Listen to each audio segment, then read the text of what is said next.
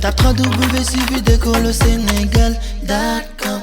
À école au Sénégal, c'est facile, tu n'as qu'à te connecter. Tape école au Sénégal, les leçons sont beaucoup plus détaillées. Ok, bonjour, bienvenue à ce nouveau cours sur les cours préétablis. Donc, en un, on va voir les définitions et objectifs des cours préétablis. Mais rappelez-vous que la semaine passée, on avait vu tout ce qui était au fait normalement les écarts, tout ce qui était calcul des écarts. Donc, ce mois-ci, cette semaine, on va continuer au fait sur les cours préétablis. On va toujours au fait demeurer sur notre lancée, mais on va aborder un autre chapitre. Les cours préétablis qui parlent au fait des cours indirects. On a vu les cours directs en termes d'écart sur le résultat. Donc, on a vu les écarts sur prix, les écarts sur volume. Et cette fois-ci, on va voir au fait le cours préétabli. Qu'est-ce que c'est que le cours préétabli? Quand est-ce que nous utilisons le cours préétabli? On reste toujours dans cette même logique-là. Lorsque vous avez, par exemple, une prévision, lorsque vous faites une prévision et que cette prévision, au fait, ne s'aligne pas sur la réalisation, vous avez automatiquement un écart, au fait, qui se dégage. Donc, ces écarts-là que nous avons analysés en termes de volume, en termes de prix. Et on avait vu, donc, pour rappel, par exemple, ce qu'on avait vu la semaine passée, je vais vous mettre juste quelques formules pour que vous puissiez vous rappeler. Donc, on avait vu les écarts sur prix. Écart sur prix.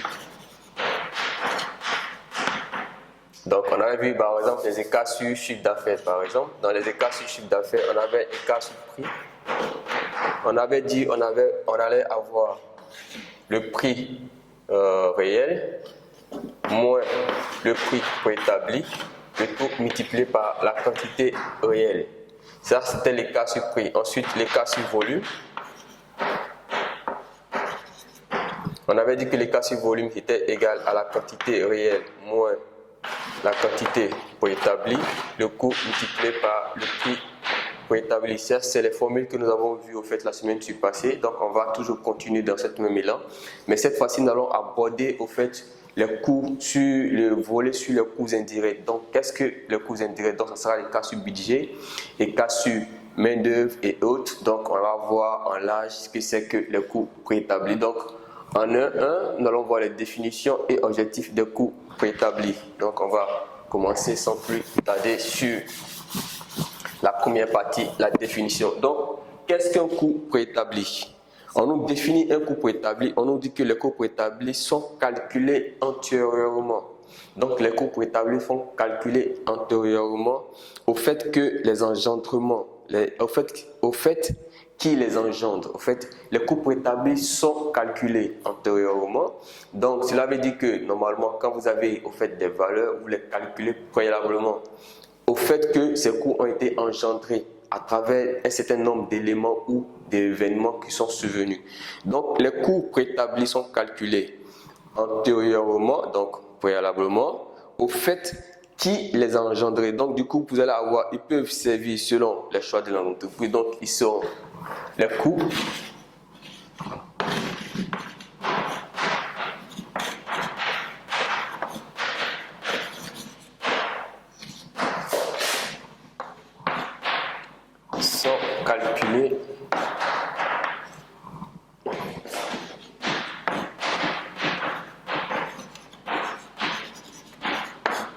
sont calculés antérieurement au fait, donc aux événements qui les engendrent.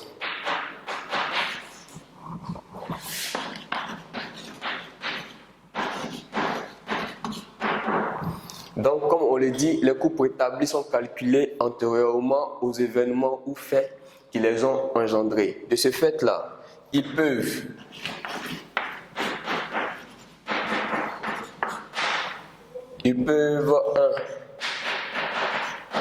servir selon le choix de l'entreprise. Donc, ils peuvent être servis selon le choix de l'entreprise. Donc, en un, on va voir, ils peuvent être servis de simples prévisions.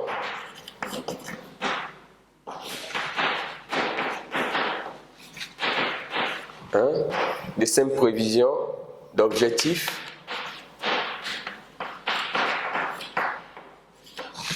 Et en 3, de normes. Donc, les coûts préétablis sont calculés antérieurement aux événements ou faits qui sont survenus. Donc, de ce fait-là, ils peuvent servir, selon le choix de l'entreprise, à des simples prévisions. Donc, vous pouvez, au fait, vous baser sur les coûts préétablis pour faire des prévisions, afin d'élaborer des objectifs ou pour respecter des normes. Donc, des normes, ce sont des standards. Lorsque vous avez, par exemple, une sorte de réglementation, les normes font référence aux lois et réglementations qui sont en fait utilisées conformément à un état ou à un événement bien précis. Donc, par exemple, en comptabilité, on vous parlera des normes comptables. Dans les autres, des normes IFRS et autres. Donc, ce sont des normes qui sont utilisées. Donc, c'est des bonnes manières, des bonnes pratiques qui sont utilisées. Donc, ici, les coûts préétablis sont calculés antérieurement des faits qui les ont engendrés. Donc, du coup, lorsque vous avez une prévision et une réalisation qui sont, au fait, qui sont survenus et autres, vous devez calculer ce qu'on va appeler ici des coûts préétablis. Raison pour laquelle on parle de coûts préétablis calculés des faits antérieurs qui les ont engendrés. Donc, quels sont ces éléments-là? On peut se servir au fait des coûts préétablis selon le choix que l'entreprise au fait fait. On peut se servir des coûts préétablis pour faire des simples prévisions. Donc, nous avons au fait aujourd'hui décidé de faire une activité. De cette activité-là, nous faisons au fait normalement, nous mettons en place des coûts préétablis afin de faire des prévisions. Donc, nous décidons au fait aujourd'hui de réaliser tel projet, nous allons dépenser tel nombre d'argent. Pour dépenser cet nombre d'argent-là, nous aurons besoin de tel matériel, que ce soit du matériel humain ou des personnes, au fait, normalement, qui sont affectées en termes de salaire. Donc, ici, pour faire des prévisions, pour atteindre des objectifs ou pour respecter, au fait, des normes. Donc, du coup, de ce fait, le coût préétabli évalué avec précision à partir d'une analyse technique et économique qui ont une valeur de normes, sont des coûts dits standards. Donc, lorsque les coûts préétablis sont basés sur des normes, on parle de coûts standards. Donc, je répète, on dit qu'on se sert de coûts préétablis tout simplement afin d'élaborer soit des prévisions, de mettre en place, de fixer des objectifs ou pour respecter des normes. Maintenant, de ce fait, lorsque les coûts préétablis sont évalués avec précision, lorsque nous évaluons les coûts préétablis avec précision, à partir d'une analyse technique ou économique, donc lorsque ces coûts préétablis sont analysés avec une précision, avec certitude, à partir des données ou des normes techniques ou économiques, qui ont une valeur de normes. Donc, lorsque ces coûts préétablis sont évalués de façon précise, ces coûts préétablis ont une valeur de normes. Donc, lorsque c'est une valeur de normes, on les appelle au fait des standards. Des standards, au fait, c'est le mot en anglais, c'est l'acronyme en anglais. Lorsqu'on parle de standards, en français, c'est des normes. C'est-à-dire, c'est un ensemble de lois et règlements qui doivent être respectés afin d'établir un certain nombre de données. Lorsque vous, par exemple, vous fournissez des informations, on dit que ces informations sont tirées d'une référence. Ces références-là, au fait, lorsque c'est une référence, on parle de référence, on parle de normes et en anglais, nous, on nous dit standards. Donc, les normes, en anglais, on parle de standards. Donc, ce sont des coûts dits standards. Ils font l'objet de ce chapitre, on fait l'objet de ce chapitre. Donc, du coup, l'objectif essentiel des coûts standards ou appelés coûts préétablis est d'abord, donc objectif. On va mettre ici objectif.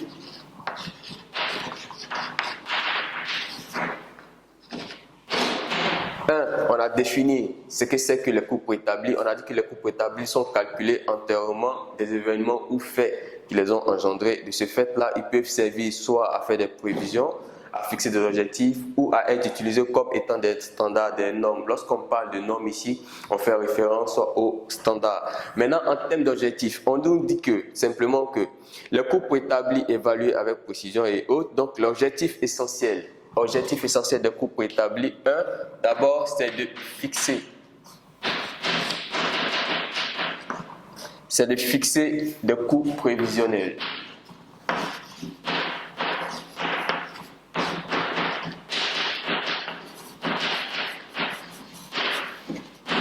C'est de fixer des coûts prévisionnels considérés comme normaux. Donc, fixer des coûts prévisionnels. Comme on le dit, on revient avec toujours le même thème des prévisions. Donc, faire normalement des prévisions, budgétiser les éléments, c'est faire des prévisions. Donc, en termes d'objectifs des coûts préétablis, c'est de fixer des coûts prévisionnels, considérés comme normaux pour une activité normale. Donc, considérés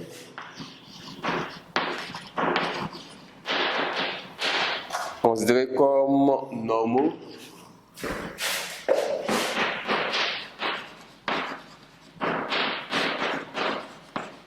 pour une activité normale. Il faudra au fait que vous reteniez ceci. Lorsque ce groupe de mots, lorsque nous parlons d'activité normale, parce qu'il va arriver où on va vous parler d'activité normale et d'activité réelle. Donc il existe ce qu'on va appeler une activité normale. Lorsque vous avez un standard, vous dites qu'aujourd'hui, nous décidons en fait de produire 1000 quantités de produits ou 1000 quantités de tels produits au fait à 10 heures, en 10 heures nous produisons 1000 quantités. Donc la norme au fait, le standard, ce qui a été établi est que vous produisez en 10 heures 1000 quantités. Mais en 10 heures, vous pouvez avoir fait des contraintes. Donc ces contraintes peuvent vous mener à produire une autre quantité qui est en deçà ou au-dessus de votre quantité réelle, donc de la norme que vous produisez. Donc vous pouvez produire soit 10 000 moins 10 ou 10 000 plus 10. Ça dépend au fait de ce que vous produisez. Donc le réel, ça sera ce que vous avez produit en 10 heures. Donc, vous allez comparer ce réel-là à la norme, au standard. Donc, du coup, c'est la raison pour laquelle il dit, lorsque nous définissons les objectifs, on a dit que fixer des coûts prévisionnels qui sont considérés normaux pour une activité normale. Donc, ici, on va avoir la notion d'activité normale, d'activité réelle et d'activité préétablie. Donc, du coup, ici, l'objectif premier, c'est de fixer des coûts prévisionnels et donc considérés comme normaux pour une activité normale. Donc, une activité normale, ça c'est 1. En 2,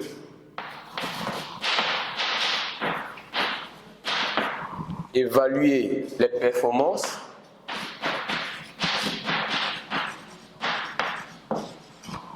Évaluer les performances des centres de responsabilité.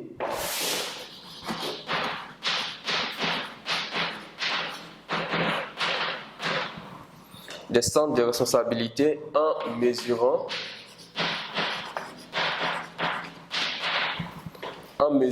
les écarts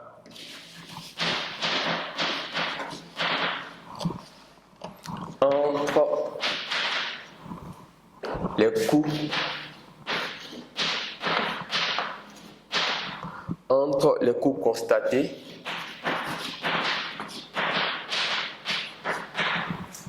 et les coûts standards.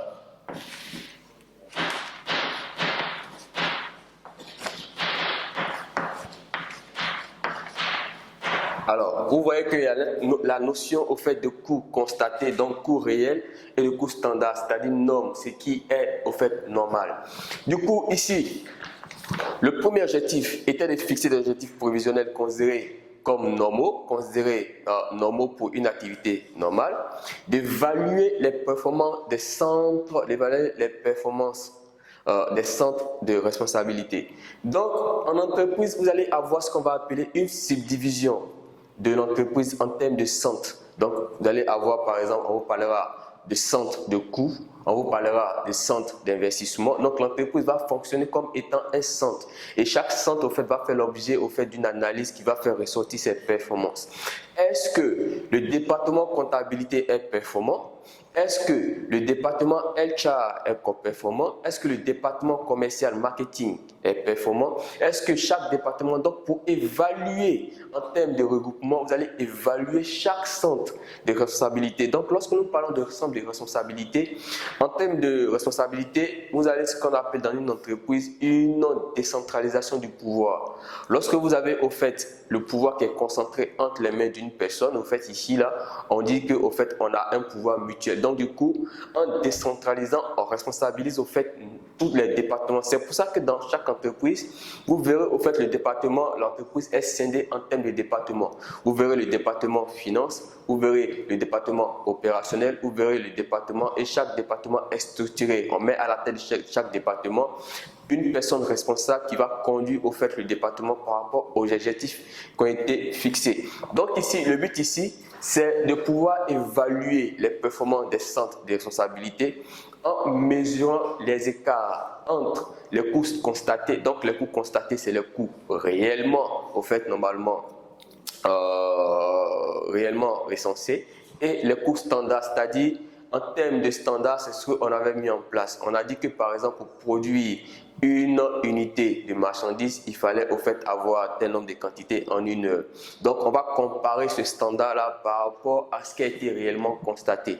Donc lorsque vous faites, vous allez dégager tout simplement ce qu'on va appeler ici des écarts. Et ces écarts-là permettent d'avoir une idée parfaite de la performance de ce centre d'analyse pour voir si ce centre d'analyse au fait normalement a au fait observé les objectifs bien à respecter ou tout simplement a mis en œuvre les objectifs qui ont été assignés ou tout simplement donnés. Tape www.suividecolosénégal.com.